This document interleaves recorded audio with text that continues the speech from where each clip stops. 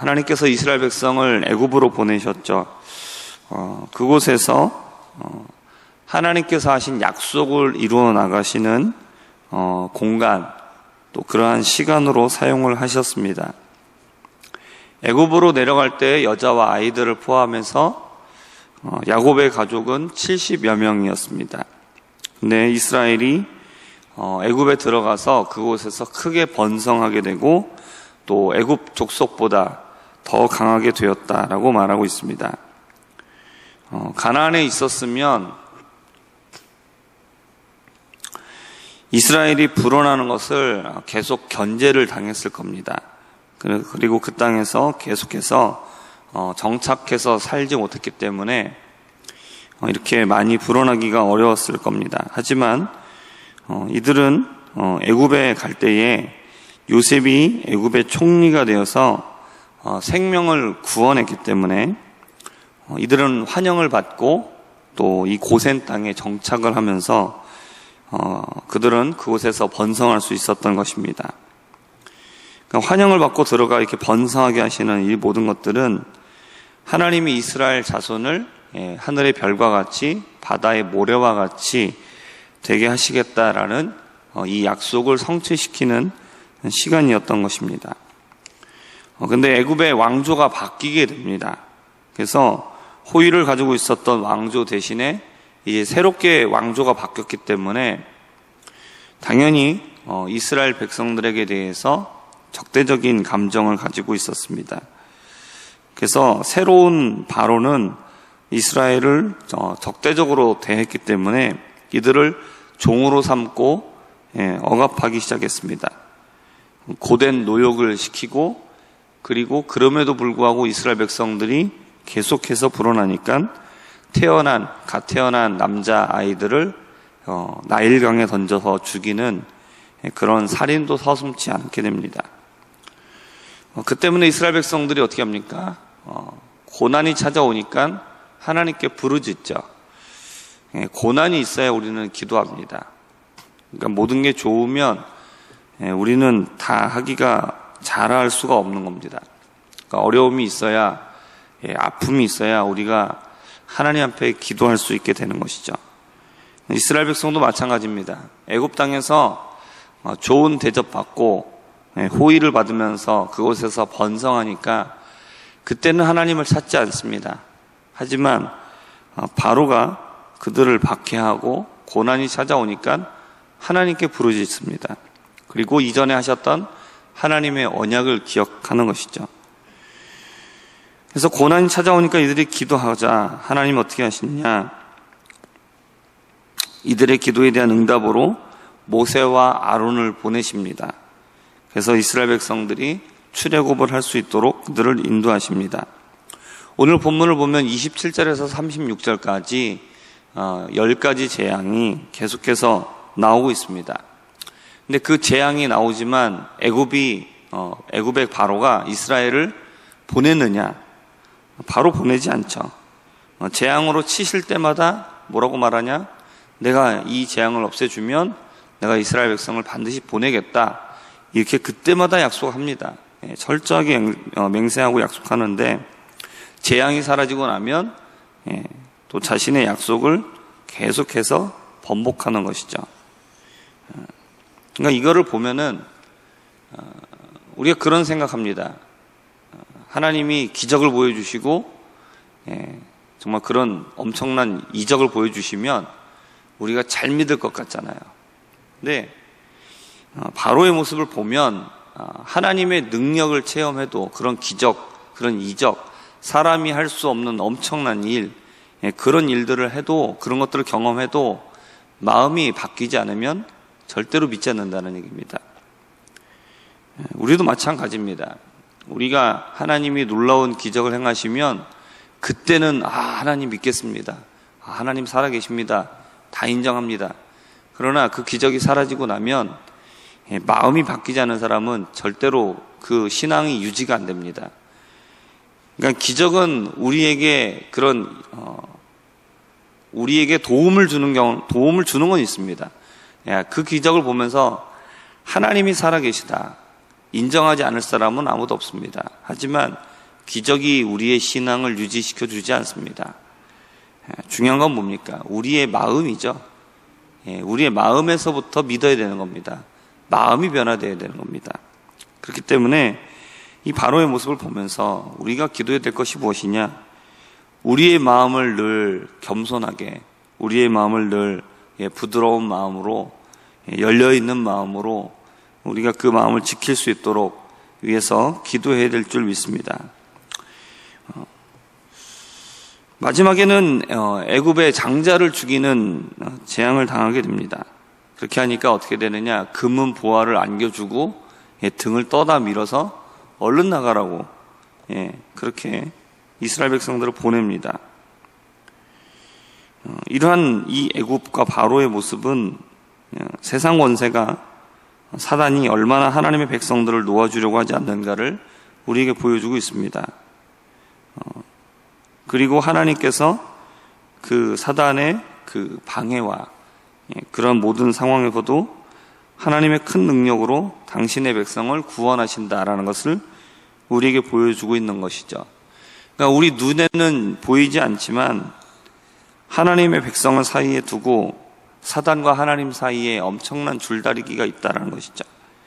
물론 이 줄다리기에서 사단이 하나님을 이기는 경우는 없습니다. 사단은 하나님을 절대로 당할 수가 없죠. 근데 자기가 못 이긴다는 걸 압니다. 다 알아요. 그런데 그럼에도 불구하고 어떻게 하느냐? 끝까지 포기하지 않는다는 겁니다. 어떻게든 하나님의 백성을 놓아주지 않으려 한다는 겁니다. 그러니까 우리가 신앙생활을 하는 이면에는 그런 영적인 싸움이 있다라는 겁니다. 우리가 나와서 예배를 드리는 것 하나까지도 그런 영적인 싸움들이 있다는 것이죠. 그래서 결국에는 어떻게 되느냐? 하나님이 승리하시죠. 그리고 사단이 결국은 하나님의 백성을 보내줄 수밖에 없는 겁니다. 우리가 이렇게 구원의 길에 들어와 신앙생활을 하게 된 것은 이 사단의 권세를 이기신 하나님께서 우리의 하나님이 되어주셨기 때문입니다.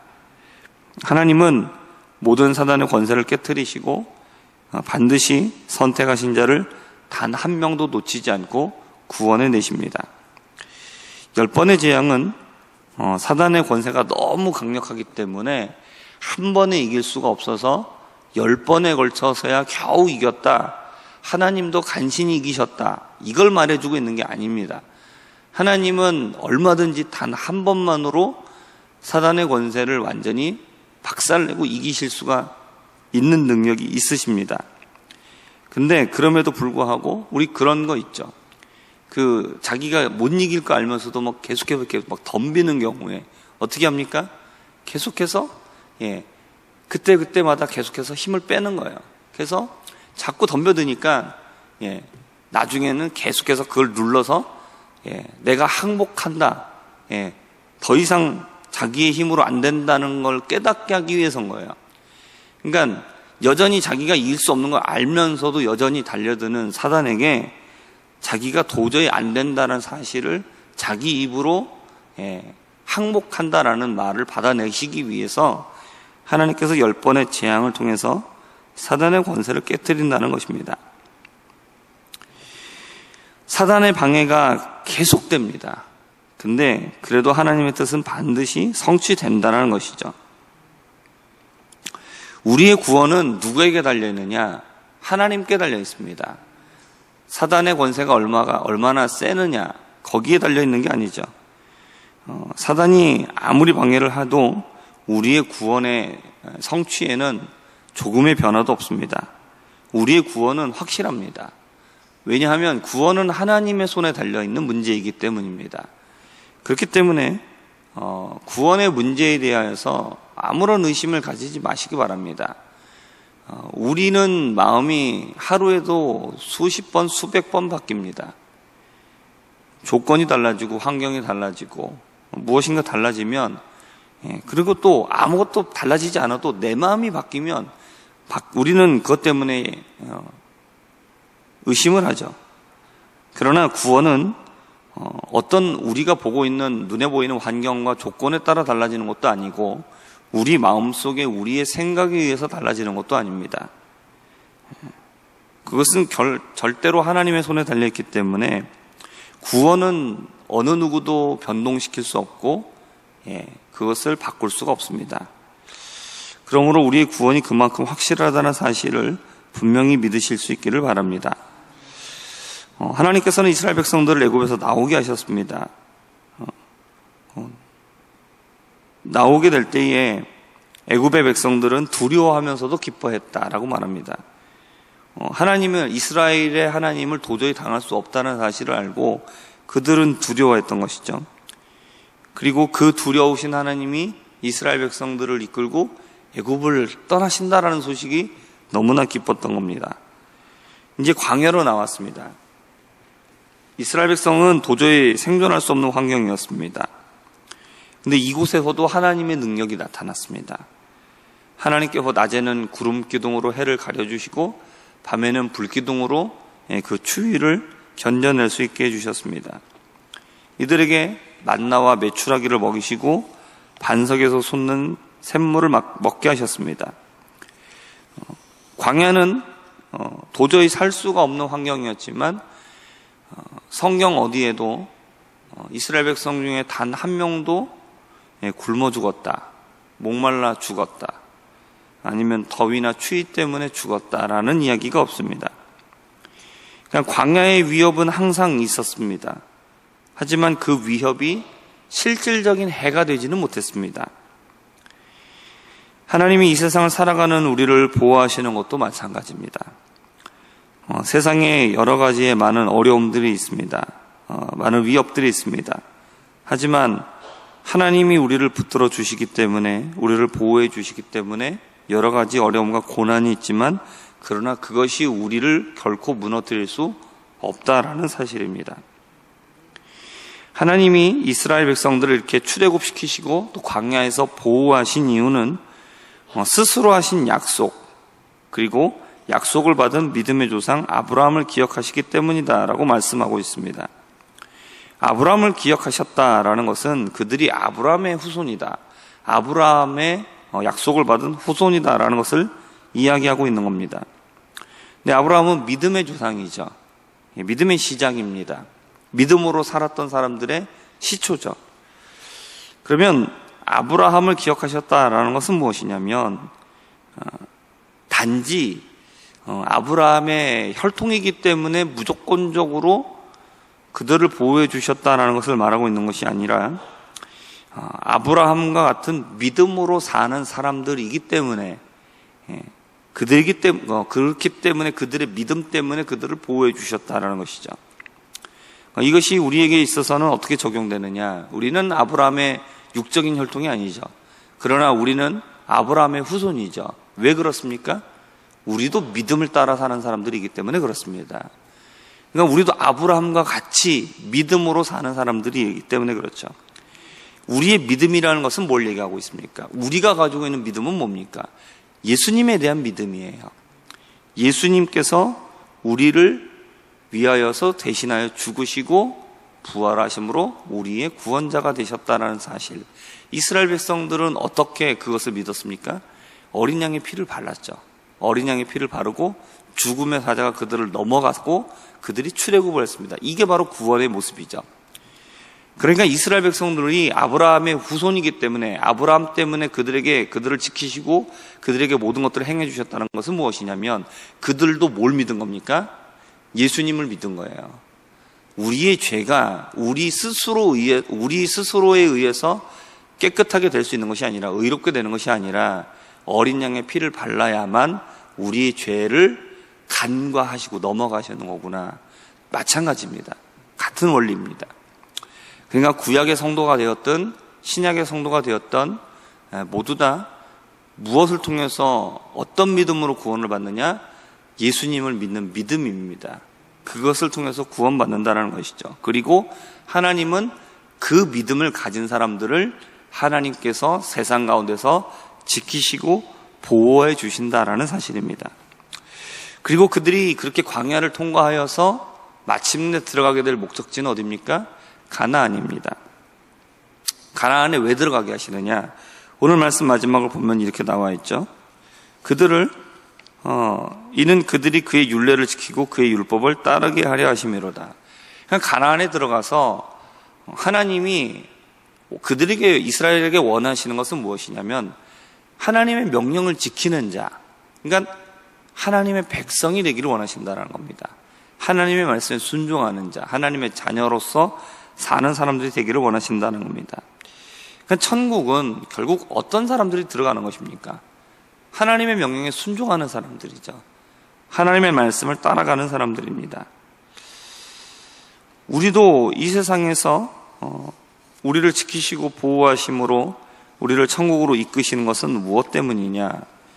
단순히 아무런 고통이 없고 이 세상에서 고생했으니까 너네들 눈물도 없고 아픔도 없고 아주 좋은 화려한 천국에 와서 거기에서 요양하고 편안하게 쉬고 그래라.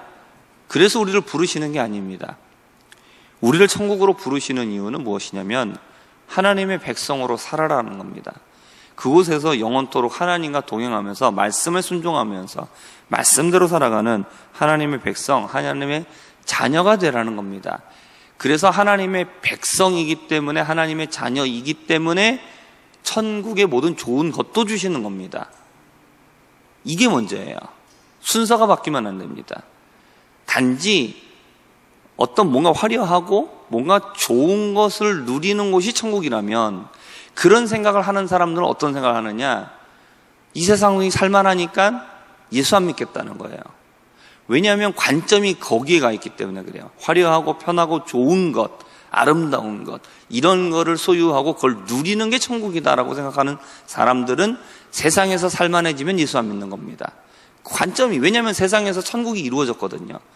그러나 그것이 관점이 아니라 하나님의 말씀을 사랑하고 하나님의 뜻대로 살기를 원하는 하나님의 백성이 되는 것, 하나님의 자녀가 되는 것이 목적인 사람들이 그 사람들이 바로 천국에 들어가는 겁니다. 그리고 자녀에게 아버지의 것을 물려주는 거예요. 아버지의 것을 누리게 하는 거죠. 그래서 거기에 천국에 있는 아름답고 좋은 것들도 소유하게 하시는 겁니다. 이게 바뀌면, 순서가 바뀌면 우리는 잘못된 신앙을 갖게 되는 겁니다. 그게 바로 기복신앙인 거예요. 하나님은 복을 주십니다. 그런데 우리는 하나님이 주시는 복이 아니라 자꾸 그걸 순서를 뒤집어서 기복신앙을 원해요. 그건 잘못된 겁니다. 하나님이 주시는 복에는 물질적인 복이 분명히 있습니다. 그러나 하나님이 먼저가 아니라 그런 물질적인 복을 원하는 것은 기복신앙인 것이죠. 그리고 그것을 얘기하는 것은 잘못된 것이죠. 그렇기 때문에 우리는 이 순서를 바르게 하고, 하나님께서 우리에게 진정 원하시는 것이 무엇이냐? 우리가 하나님의 뜻대로 살아가는 하나님의 백성이 되기를 원하신다라는 사실을 깨닫고 말씀 앞에 늘 순종하며 살아가기를 힘쓰는 저와 우리 모든 성도님들 되시기를 주님의 이름으로 축복합니다. 기도하겠습니다. 하나님 아버지, 하나님께서 이스라엘 백성을 출애굽시키시고 그 크신 능력으로 광야 가운데서 그들을 지키시고 보호하시는 것은 마침내 그들로 하여금 가나안 땅에 들어가 하나님의 말씀에 순종하며 하나님의 뜻대로 살아가는 하나님의 백성, 하나님의 자녀 삼기 위하여서 하나님께서 이 모든 일들을 행하셨음을 우리가 말씀을 통하여서 살펴보았습니다. 하나님, 우리가 이 세상을 살아가는 성도로서 하나님 우리를 지키시고 보호하시는 것은 우리도 하여금 마침내 천국에 들어가 하나님의 그곳에서 하나님을 사랑하고 하나님의 말씀대로 살아가는 하나님의 백성, 하나님의 자녀 삼기 위하여서 우리를 구원하신 줄 믿사오니 이 세상에서 하나님의 말씀에 순종하기를 힘쓰며 살아갈 수 있는 우리 모두가 되도록 은혜 더하여 주옵소서. 감사드리며 살아계신 예수님의 이름으로 기도합니다. 아멘.